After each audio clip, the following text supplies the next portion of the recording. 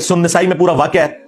नबी इस्लाम ने किसी एक जानवर का सौदा किया एक शख्स के साथ, हुजूर रकम लेने के लिए घर गए, वापस आए तो वो मुकर गया।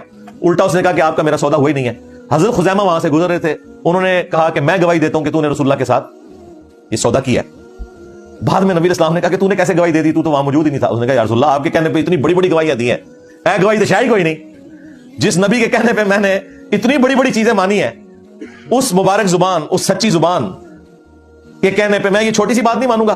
तो नबी इस्लाम ने उस मौके पे फरमाया कि बाकी मामलात में तो 2 गवाहों की जरूरत होती है, लेकिन अगर मेरा खुजैमा किसी मसले में अकेला भी आ गया तो इसकी गवाही तुमने 2 के बराबर काउंट करनी है।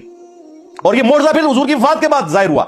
सही बुखारी में आता है कि हजरत अबू बकर के दौर में जब हुजूर का अपना रिटन लिखवाया हुआ रिकॉर्ड वही का जमा किया जा रहा था, तो कम से कम 2 सहाबा से वो रिटन रिकॉर्ड लिया जाता था। जुबानी तो सबको याद था, लेकिन उसको इंश्योर करने के लिए। लेकिन एक आयत कुरान की ऐसी थी जो सिर्फ एक सहाबी के पास लिखी भी पड़ी थी, और वो हजरत खुजैमा थे, और वो उनकी एक ही गवाही 2 के बराबर करके उस आयत को फिर कुरान हकीम में दाखिल किया गया। वैसे जुबानी तो सबको पता था कि वो आयत मौजूद है, लक़द जाअकुम रसूलुम मिन अनफुसिकुम।